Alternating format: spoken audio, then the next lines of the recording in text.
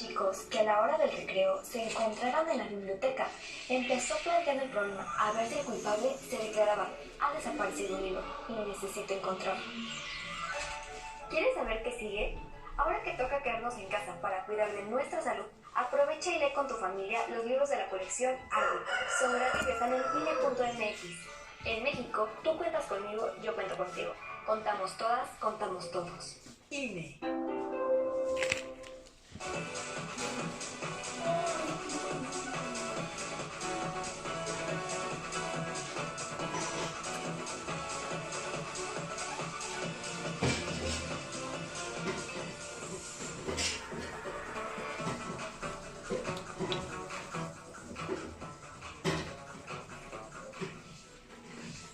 Distinguirás cómo los recursos naturales de nuestro país generan diferentes espacios de producción. Continuamos en Aprende en Casa, una manera diferente de seguir aprendiendo. Hoy vamos a ver el tema relacionado con los recursos naturales de nuestro país y los acontecimientos que transformaron el paisaje de la vida cotidiana de tu entidad. Para eso, seleccionamos unos videos para ti. Al final te haremos 4 preguntas para que pienses un poco más sobre lo que aprendiste. Disfrútalo. Educatina es la educación número 1 de Latinoamérica. En este video conoceremos sobre el sector primario de la economía, pero antes es preciso conocer que los sectores económicos son la división de la actividad económica de una nación o un territorio y que esta división contempla 4 sectores, los cuales son el sector primario o extractivo, el sector secundario o de transformación, el sector terciario o de servicios e intangibles y el sector cuaternario o de ciencia, investigación y desarrollo tecnológico. Entonces veamos de qué se compone el sector primario y cómo se realizan sus actividades. El sector primario obtiene recursos directamente de la naturaleza a través de actividades, por una parte, extractivas, tales como la minería, la explotación forestal o la pesca. Y de otra parte, realiza actividades productivas, tales como la agricultura o la ganadería. Ahora veamos una a una las actividades del sector primario de la economía, comenzando con la minería. Es la actividad económica mediante la cual se extraen selectivamente de la corteza terrestre diferentes tipos de minerales y estos son empleados por la sociedad moderna para el consumo básico y el diario vivir de nuestras naciones. Entre los tipos de minería se destacan la subterránea, la de superficie, la de pozos y la submarina. La segunda actividad extractiva del sector primario es la explotación forestal, la cual está orientada principalmente a la obtención de madera, destinada a la fabricación de objetos, combustibles y asimismo a la industria papelera. Muchas veces la explotación forestal implica la tala de los árboles y la quema de grandes superficies, pero para evitar las graves consecuencias de la deforestación, hoy en día se recurre a la regulación de las talas y a la silvicultura. Es decir, a la plantación planificada y controlada de los bosques.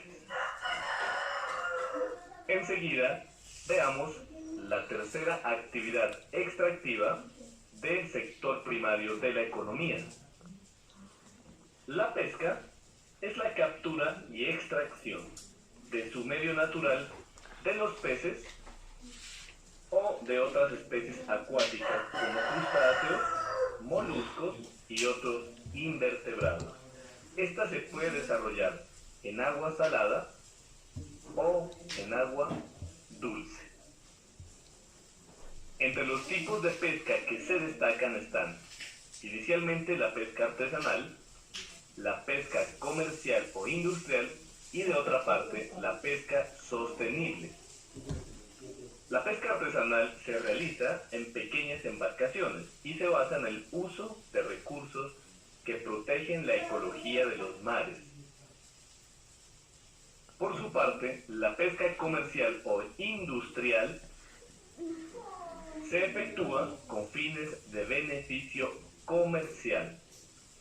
Y finalmente la pesca sostenible, que es una pesca planificada y controlada, consiste en no sobreexplotar el mar y busca perjudicar lo menos posible el entorno marino y permite un aprovechamiento sostenible a través del tiempo.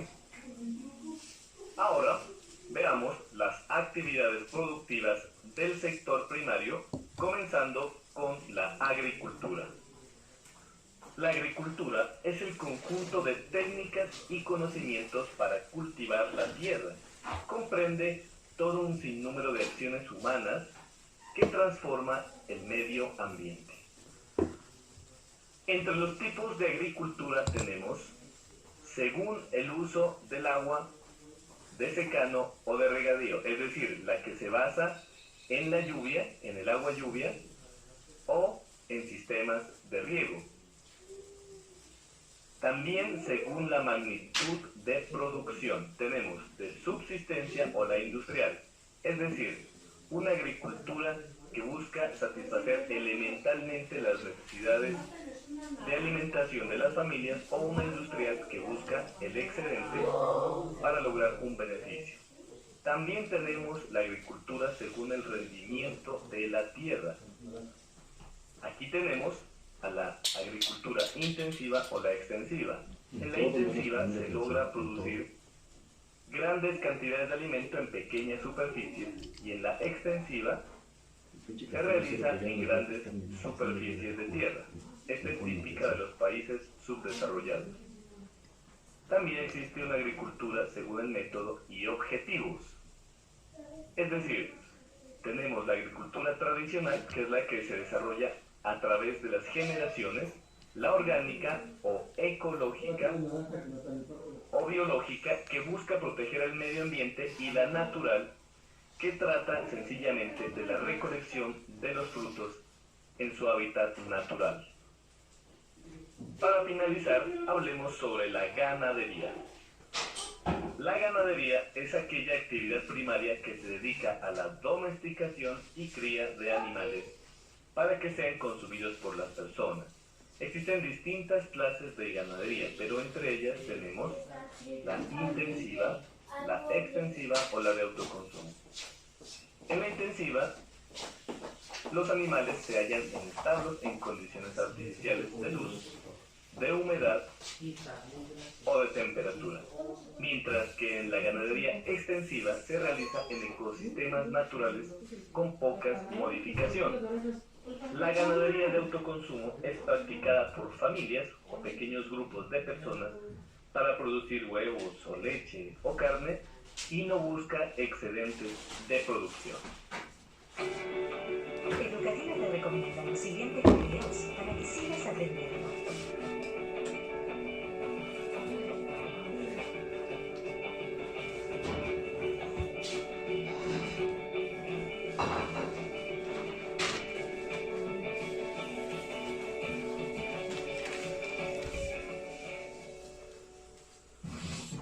Actividades económicas de México.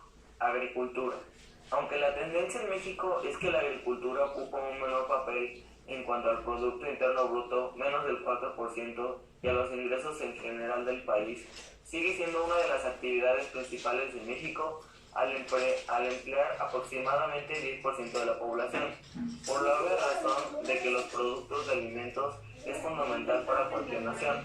Los 10 productos que más se producen en el campo mexicano son caña de azúcar, maíz, plátano, sorgo, naranja, trigo, jitomate, limón, chile verde y papa. La zona cultivable en México es muy amplia, pues según los datos del Banco Mundial, alrededor del 13% de la totalidad del territorio está dedicada a la agricultura.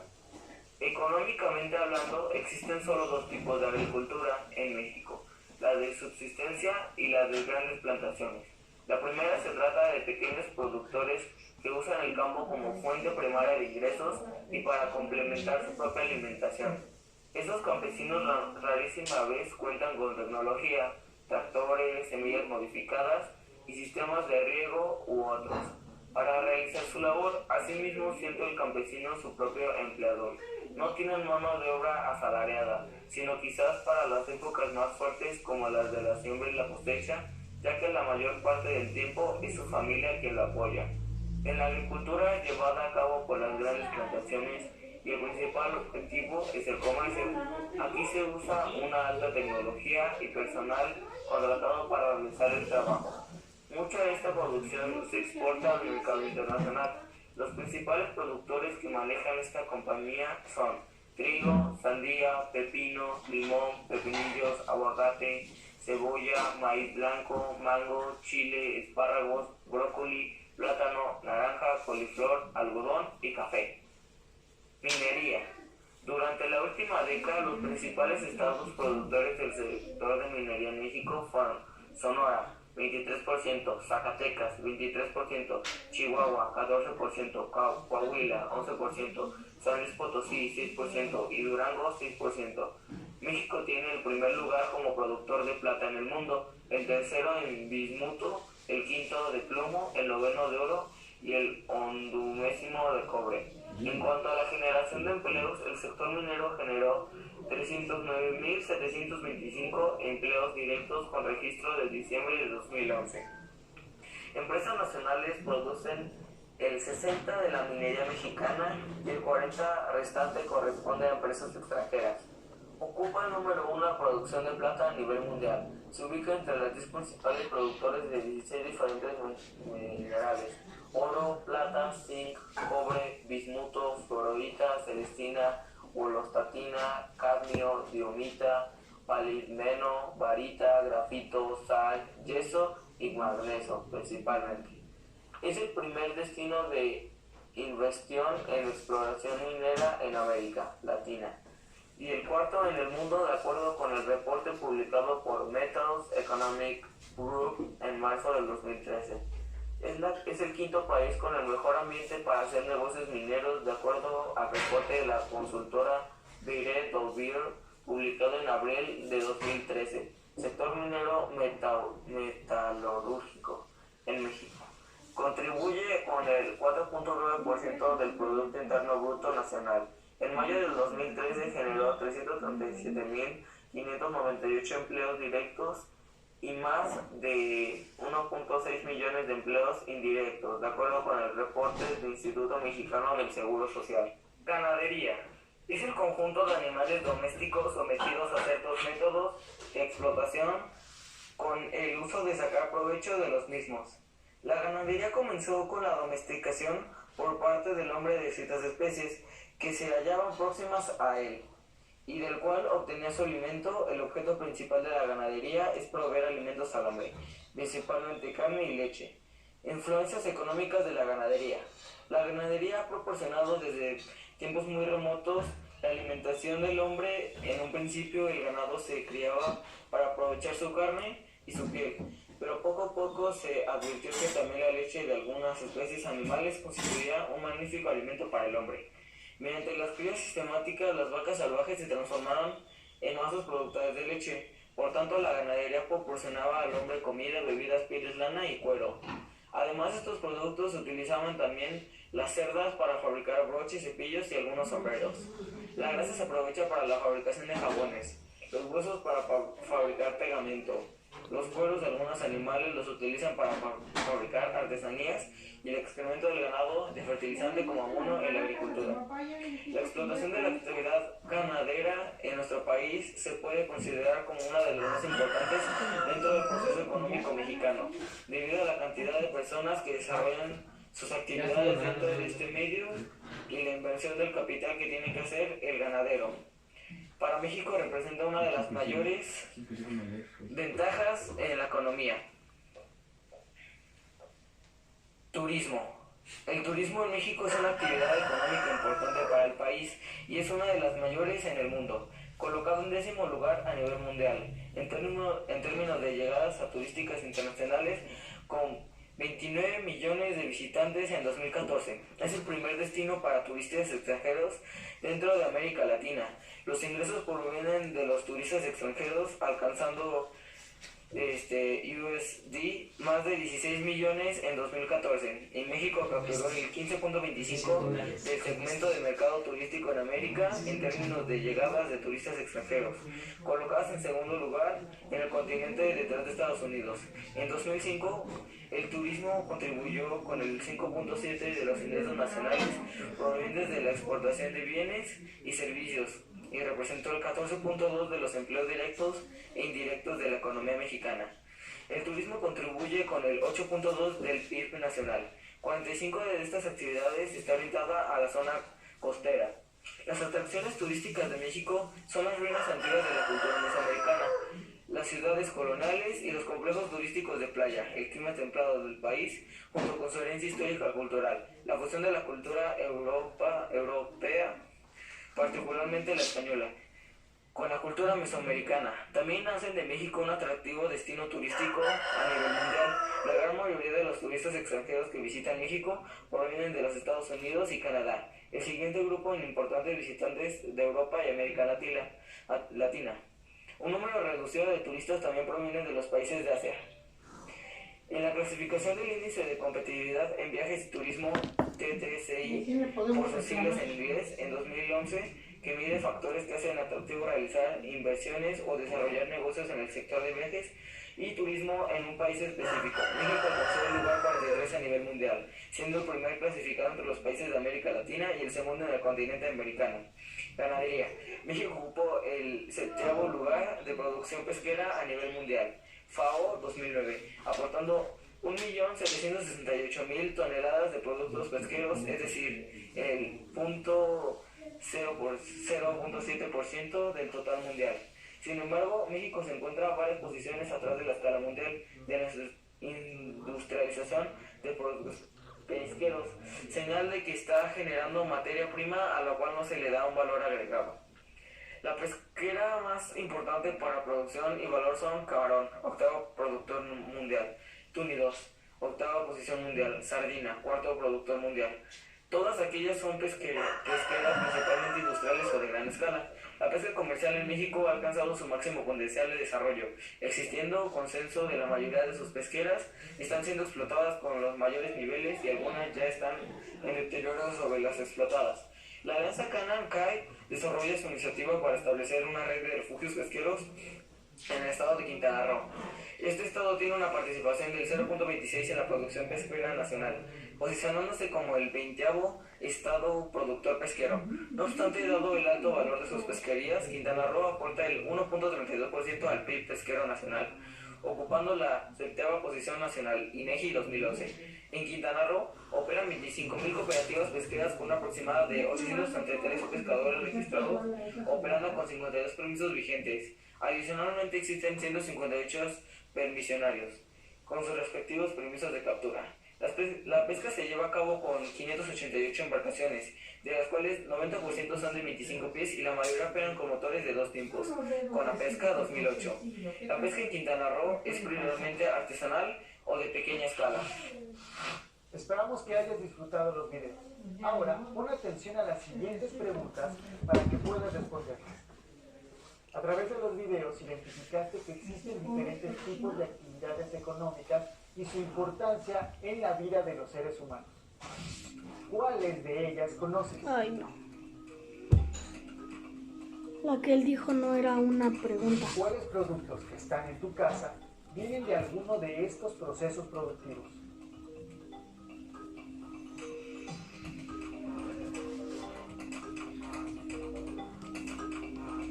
Haz un recorrido por tu casa e identifícalos. Anote en tu cuaderno todas las relaciones que encuentres. ¿Sabes en qué estados del país se desarrollan estos procesos?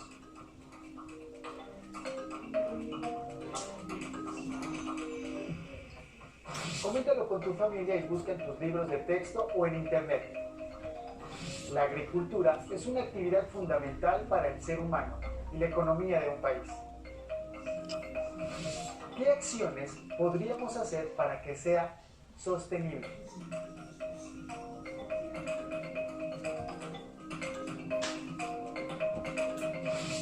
En el libro de texto de Geografía de quinto grado se explica el tema a partir de la página 109. Si en tu casa hay otro libro sobre el tema o tienes internet, explóralos. Así podrás saber más. Si no cuentas con estos materiales, no te preocupes. En cualquier caso, platica con tu familia sobre lo que aprendiste. Seguro les parecerá interesante y podrán decirte algo más. Responde a las preguntas en una hoja, ya sea a través de un escrito, un dibujo, un esquema, y guárdalas en tu carpeta de experiencias, para que en cuanto sea posible, se las entregues a tu maestra o maestro. Si no tienes el libro de texto o necesitas ayuda para responder las preguntas, llama a Educatel 55 36 01 75 99 y 800 288 66 88. También puedes encontrar los libros de texto en la siguiente página que aparecerá.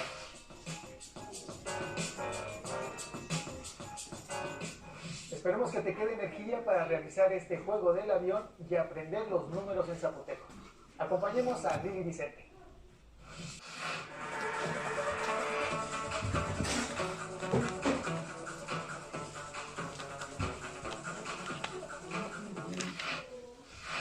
Determinarás el orden en el que consideras que sucedieron algunos cambios en una comunidad.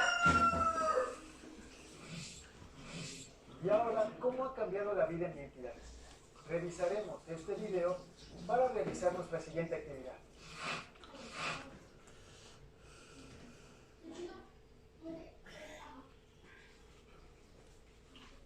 ¿Tienes líquido para limpiar los videos? ¿Líquido para qué? Limpiar los videos. Sí, sí. No. Ahí está el atomizador. Es el blanco. De 1929 al año 2000, México vivió profundas transformaciones. La más significativa fue el paso de una sociedad agraria a una urbana e industrial, fenómeno que se dio junto con un espectacular aumento de la población. En el ámbito político, los gobernantes construyeron un régimen autoritario, centrado en la figura del presidente de la República, y llegaron a un arreglo que permitió una estabilidad duradera y un constante crecimiento que al final entró en crisis. El último tramo de esta crónica da cuenta de las promesas incumplidas y las esperanzas de un país que aún no encuentra su camino.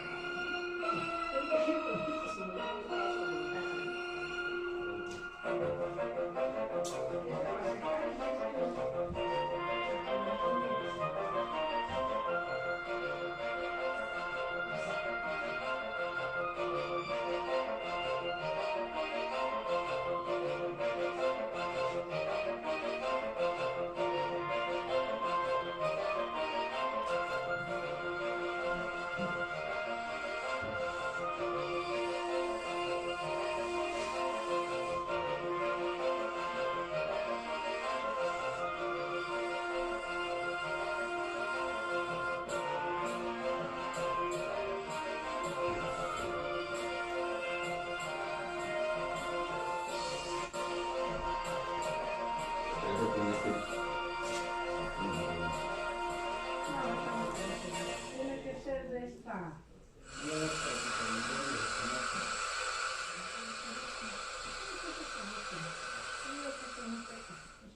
La crisis de 1929 arrastró al mundo a una depresión económica que hizo descender los precios de las mercancías y el comercio mundial. En el México recién salido de la revolución, la crisis redujo las exportaciones, afectando los ingresos del gobierno federal que dependían del comercio exterior. La cabeza del partido era el general Plutarco Elías Calles, quien después de dejar la presidencia en noviembre de 1928, se convirtió en el jefe máximo de la revolución. Aunque en los siguientes 6 años hubo 4 presidentes en México, Calles era quien realmente mandaba. Pero todo cambió con la llegada al poder del general Lázaro Cárdenas, quien, apoyado por grupos políticos y sectores populares, rompió con Calles y lo obligó a abandonar el país, sentando el precedente de que los exmandatarios no debían de participar en política. Además, Cárdenas cumplió su objetivo de trasladar la fuerza del jefe máximo a la presidencia de la República. Su régimen emprendió importantes reformas, llevando a cabo un amplio reparto agrario y desarrollando la educación y el sistema de salud. En el ámbito internacional, dio asilo a miles de refugiados de la Guerra Civil Española. Cárdenas promovió la organización de las clases trabajadoras y las relacionó con el gobierno para que sirvieran de contrapeso frente a las presiones de los grupos de poder económico. Ya con el respaldo popular, el PNR se convirtió en el Partido de la Revolución Mexicana. A principios del 38, las compañías petroleras extranjeras desafiaron abiertamente al Estado mexicano.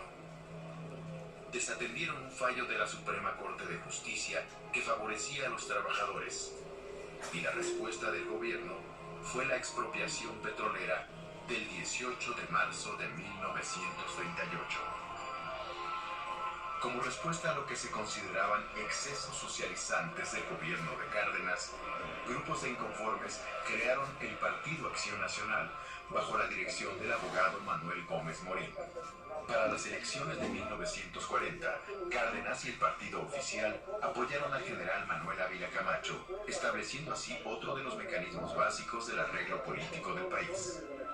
El presidente de la República, por medio de su partido oficial, designaba a su sucesor.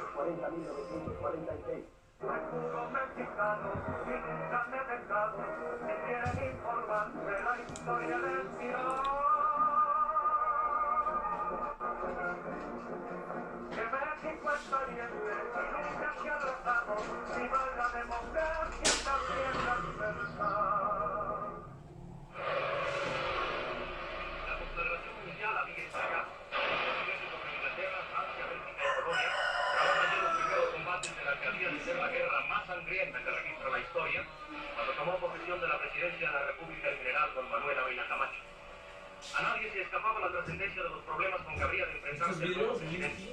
Él mismo, previendo la gravedad de la situación que se avecinaba, agrupó a la nación bajo la doctrina de la unidad nacional para evitar que los conflictos internos debieran la resistencia de la familia mexicana ante los peligros que se cernían sobre ella. Una película esa. Sin embargo, fue hasta mayo de 1942 cuando México entró al conflicto.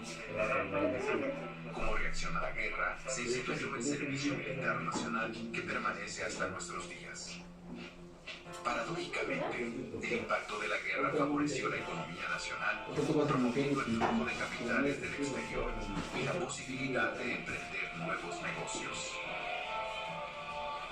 Como la guerra dificultaba la adquisición de productos extranjeros, los empresarios y el gobierno unieron esfuerzos para fabricarlos en el país. Esta estrategia de industrialización se conoció como la sustitución de importaciones y fue reforzada con el establecimiento de aranceles o impuestos a la importación que protegían a los productores nacionales de la competencia internacional. A pesar de las diferencias entre Ávila Camacho y Cárdenas, se daba continuidad a la idea de que el dinero público debía desempeñar un papel fundamental en el rumbo económico del país. Como resultado de la guerra y el impulso al desarrollo moderno de la economía, el gobierno y los grupos empresariales se fijaron como meta la industrialización y la urbanización del país. La idea de un México agrario se fue quedando atrás. La modernización dependía de la multiplicación de fábricas, técnicos y obreros. Los avances tecnológicos eran iguales a productividad.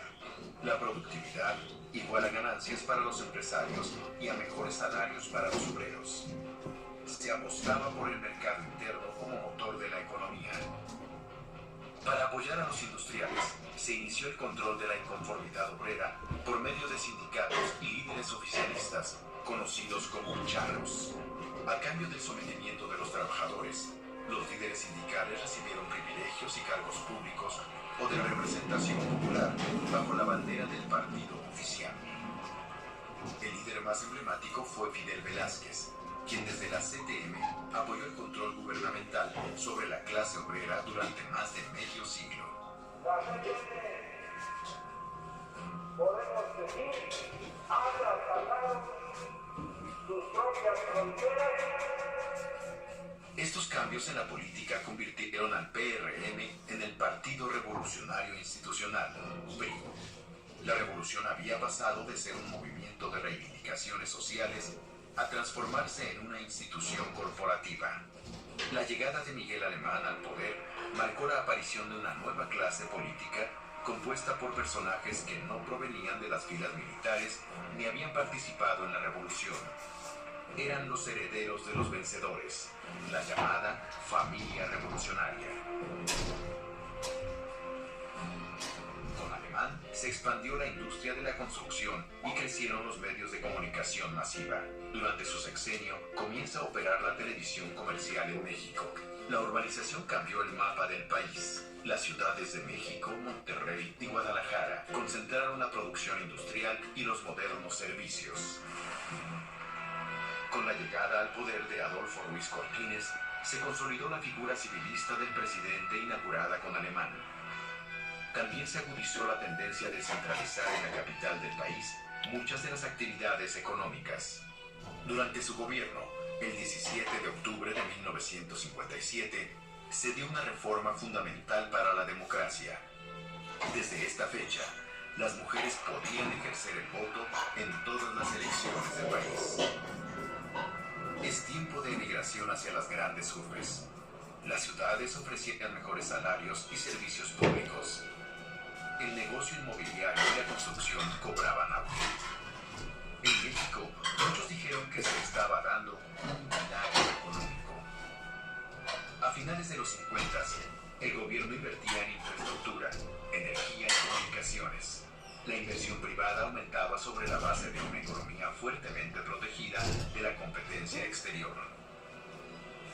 Esta etapa de estabilidad de precios y baja inflación se conoce como el desarrollo estabilizador. Sin embargo, el bienestar y la modernización no alcanzaron a todos los habitantes del país.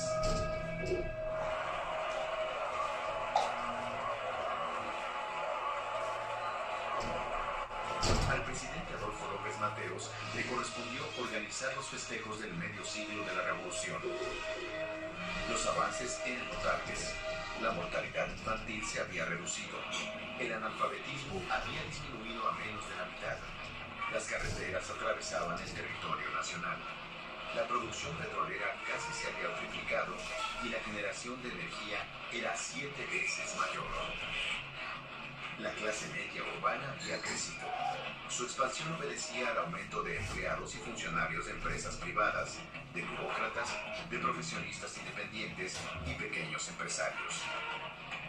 Los mexicanos adquirieron nuevos patrones de consumo, nuevas percepciones, nuevas prácticas laborales y formas de ocio y diversión.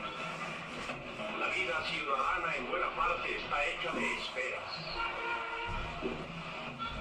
De esperas y despedidas. Y una pareja de turistas descubre que México es algo más de lo que les habían contado. Oh, ¿do you speak English? Yo nomás soy policía. Pero junto a la expansión de las clases medias y del consumo, en las ciudades comenzaron a formarse cinturones de miseria. La desigualdad era un componente esencial de la realidad nacional. Entre 1950 y 1963, un cálculo sobre el ingreso indicaba que el 10% de la población más rica concentraba casi la mitad de la riqueza nacional. Esta situación impulsó las inconformidades de obreros y campesinos que protestaban de diversas maneras. Los movimientos se resolvían por medio de concesiones y negociaciones o por medio de la violencia y el encarcelamiento de los líderes que los encabezaban. A fines de los 50, el ejército reprimió la gran huelga ferrocarrilera y sus líderes fueron encarcelados, acusados del delito de disolución social. Otros sufrieron la represión hasta sus últimas consecuencias. Fue el caso de Rubén Jaramillo, quien organizó a los campesinos cañeros del estado de Morelos para oponerse a las administraciones de las azucareras de la región. En el año de 1962, el ejército lo acribilló junto con su familia.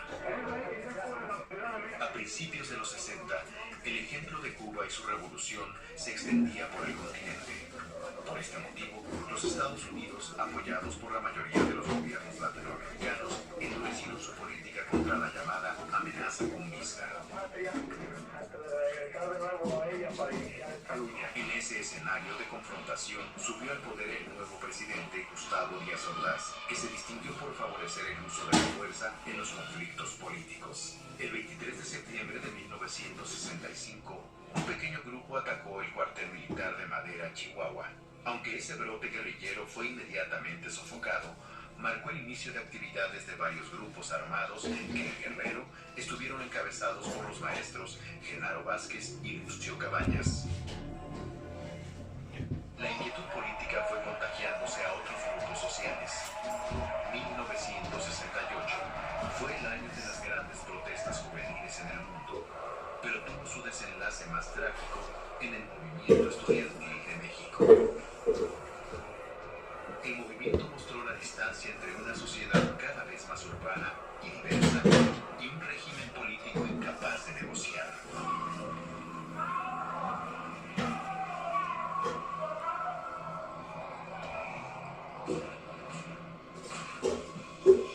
Asumo íntegramente la responsabilidad personal, ética, social, jurídica, política y teórica por las decisiones del gobierno en relación con los sucesos del año pasado.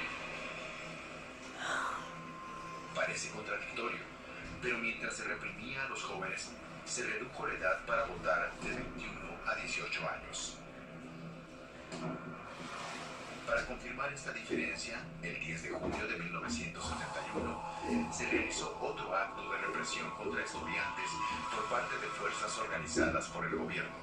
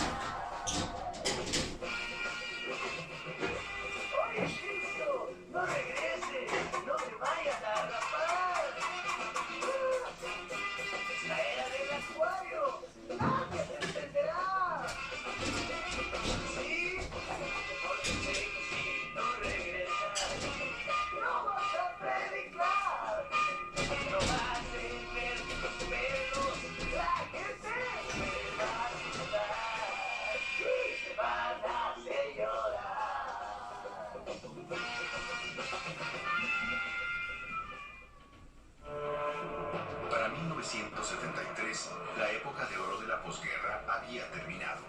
En México se había agotado el modelo de desarrollo, basado en la industrialización por la vía de la sustitución de importaciones. El presidente Luis Echeverría intentó hacer una reforma fiscal para recaudar más impuestos. Los empresarios se opusieron rotundamente.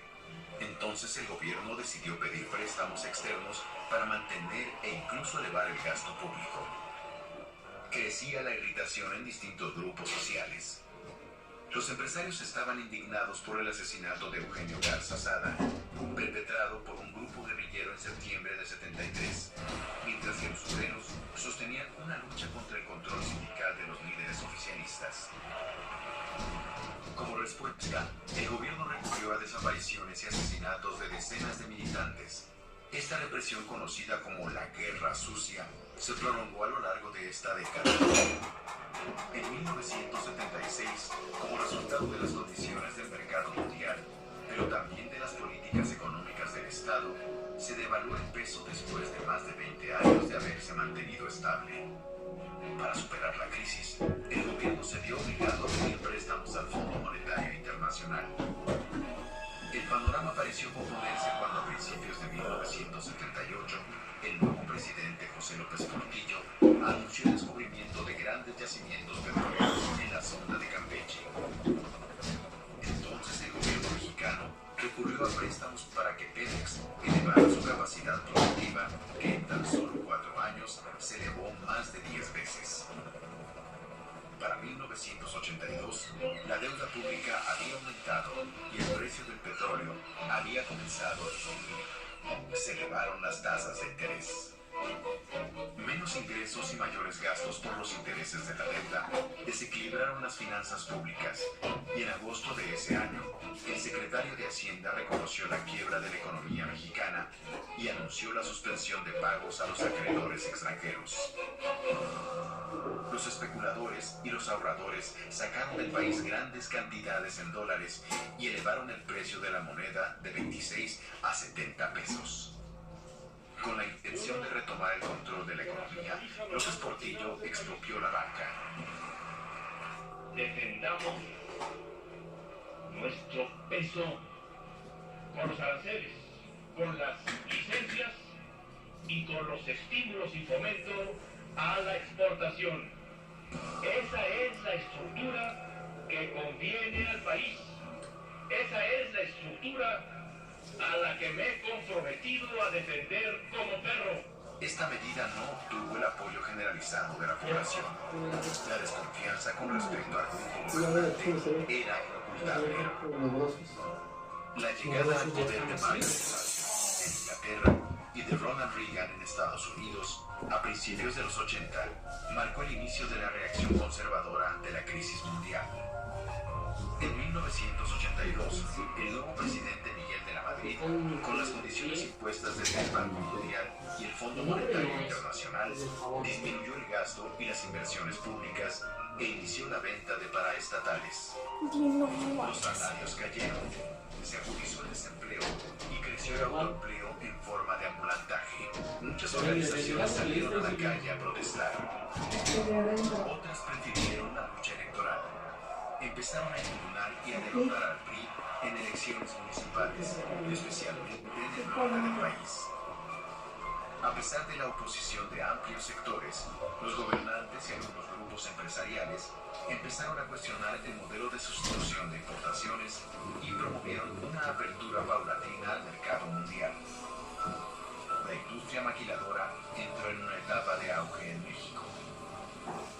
En 1987, en medio de una inflación incontrolable, se inició la campaña para las elecciones presidenciales. El PRI se dividió. Cuauhtémoc Cárdenas encabezó la llamada Corriente Democrática. Este movimiento atrajo a otras agrupaciones de izquierda que se unieron en el Frente Democrático Nacional. El PRI postuló a Carlos Salinas de Gortari y el PAN a Manuel J. Cloutier. Las elecciones del 2 de julio de 1988 causaron polémica. Se habló de un gran fraude electoral amparado en la caída del sistema de cómputo de votos. Establecen plenamente el triunfo legítimo del ciudadano Carlos Salinas de Gortari. El nuevo gobierno tomó posesión con muy poca legitimidad.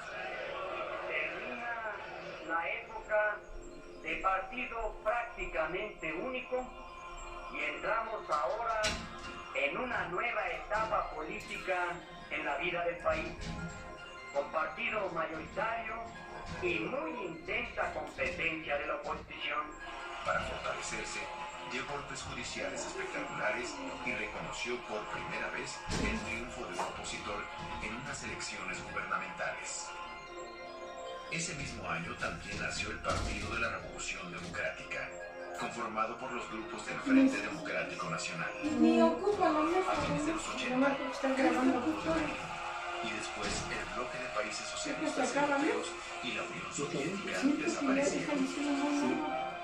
Esta situación reforzó las posturas conservadoras que buscaban la liberación del mercado mundial, lo que popularmente se conoció como neoliberalismo. En México, el gobierno siguió estas directrices y adelgazó al Estado. Controló la inflación reduciendo el gasto social y junto a negocios en bancarrota vendió empresas importantes como los bancos y teléfonos de México.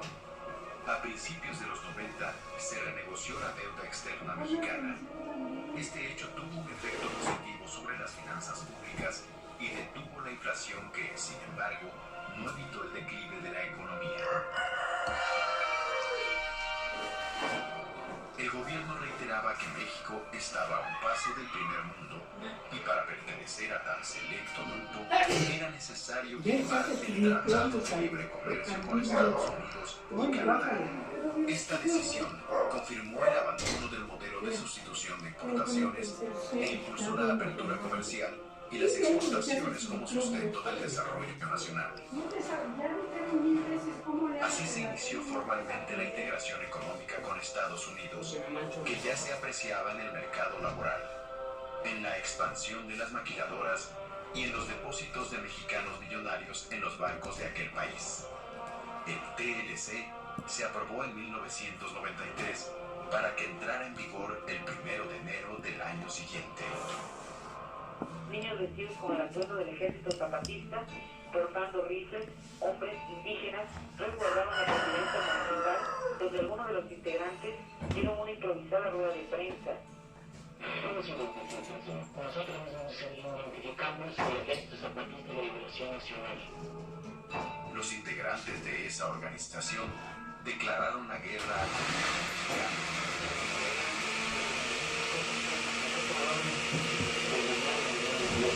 La guerra duró 11 días, pero tuvo un impacto extraordinario.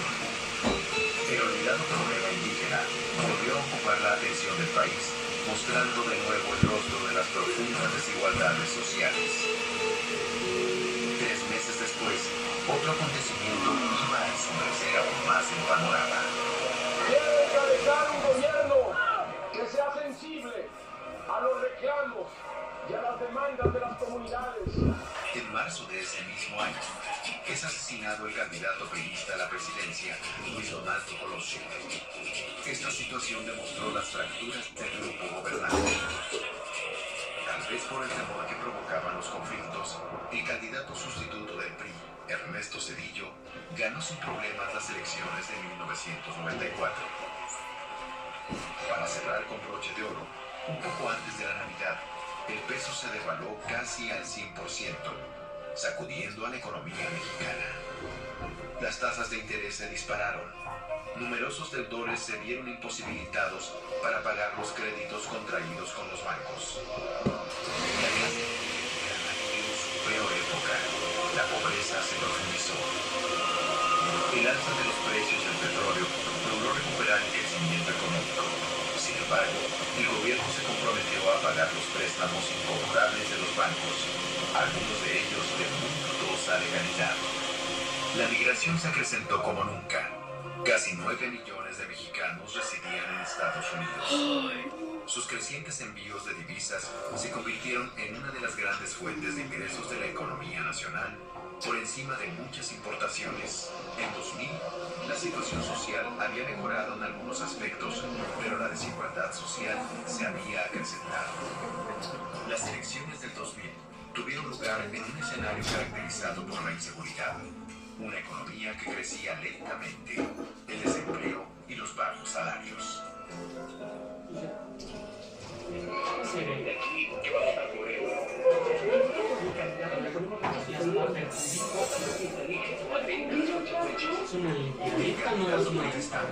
Francisco Labastida, que compitió con Cuauhtémoc Cárdenas por el PRD y Vicente Fox por el PAN. Nuestro sistema de información tiene datos esenciales.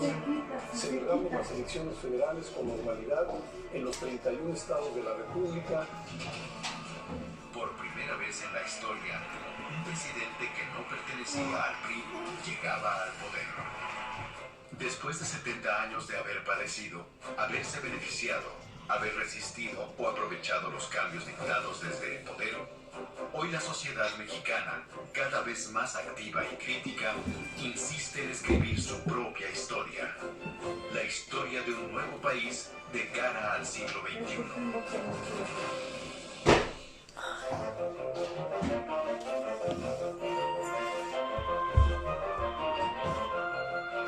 Ahora que alguien le pregunte qué entendió, porque nomás vas a ver decir cómo lo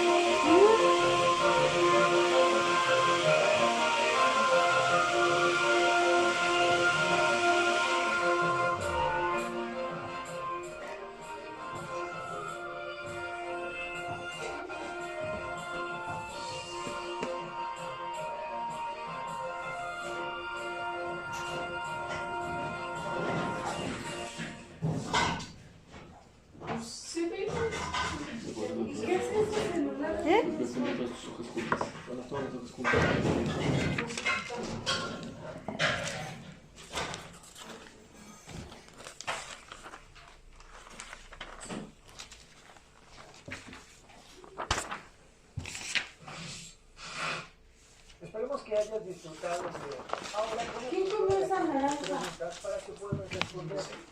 Por lo presentado en los videos, encuentra similitudes con el lugar en donde vives.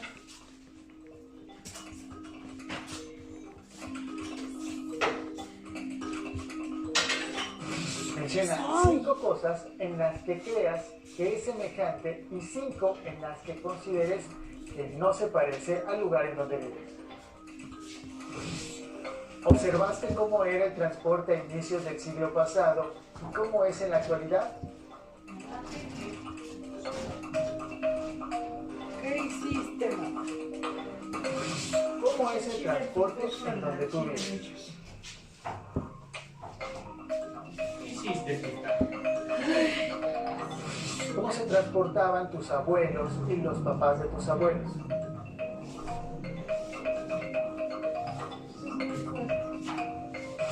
Y bueno, veamos el último video para concluir con la Chinga.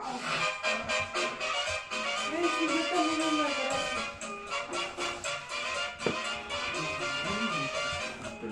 Ay, madrina.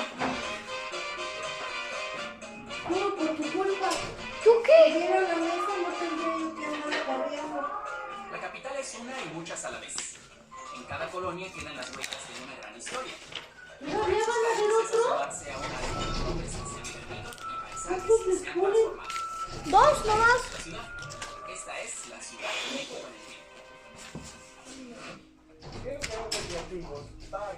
¿Dónde me la dejaste, papá? existen ahora en tu comunidad. Tío, 3.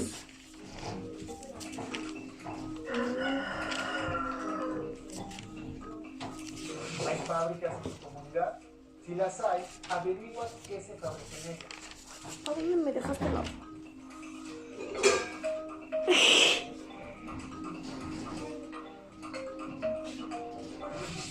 ¿Te fijaste cómo vestía la gente en las primeras décadas del siglo pasado?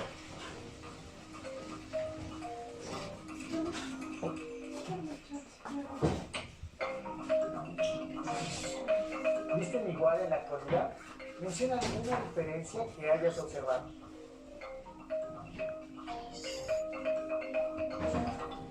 No, o sea, pero ellos estaban desocupando la mesa. Si en tu casa hay otro libro sobre el tema o tienes internet, explóralos. Así podrás saber más. Se acabó. Si no cuentas con estos materiales, no te preocupes.